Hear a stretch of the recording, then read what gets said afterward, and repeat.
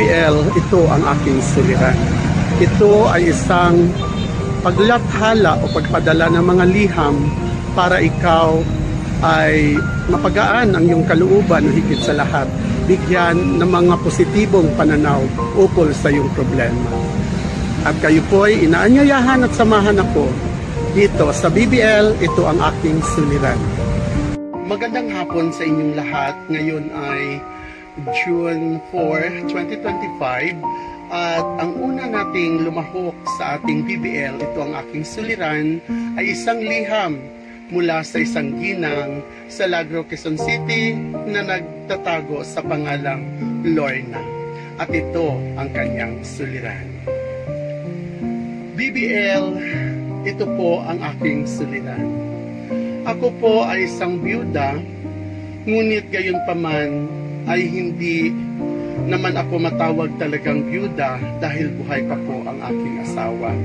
Kaso lang, hindi na po kami nagsasama, kaya ang lagi pong sinasabi sa lahat ng taong aking nakilala, lalo na ay galing po ako ng Palawan at nang lumipat ako sa Lagro, lagi kong sinasabi sa kanila na ako ay isang byuda at yumao na ang aking asawa. O patay na ang aking asawa. Ngunit, sa magandang kapalaran ko ay nakilala ko si Nestor. Si Nestor ay aking minahal at higit sa lahat nagmamahalan kami. BBL, gusto ni Nestor na makasal kami. Ngunit ang malaki kong problema ay kasal po ako doon sa dati kong kinakasama na sinasabi kong patay na. BBL, talaga pong makikita ito pag kukuha po ako ng aking birth certificate o anumang dokumento galing sa National Statistics Office. Ano po ang aking gagawin at sana po ay mapayuhan niyo po ako. Sa iyo gumagalang at umaasa, Lorna.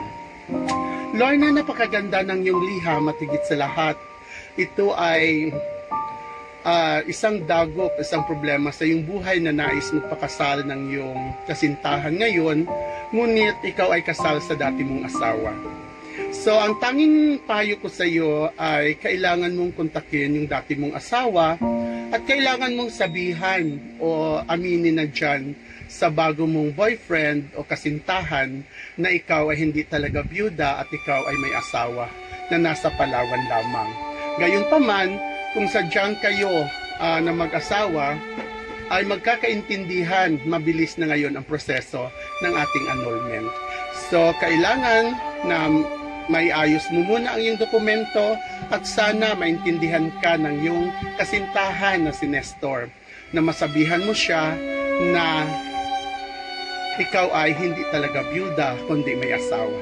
Gayunpaman, kung mahal ka ni Nestor ay maintindihan ka niya at makatulong din siya sa mga dokumentong kailangan ninyo para sa inyong darating na kasal. Sana matutuloy ang iyong kasal at sana lumigaya ka at maging masaya ka sa iyong buhay. Dahil ang buhay sa mundo ay maiksi lamang. Hayaan mo, huwag kang mag-alala, huwag kang mangamba. Kung talagang mahal ka ni Nestor ay sadyang maintindihan ka.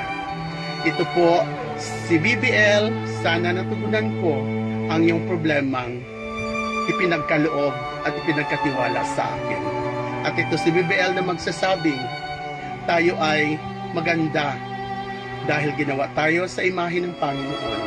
At higit sa lahat, bawat araw at bawat pinto ng buhay ay magkaroon tayo ng pag-asa. Maraming salamat po.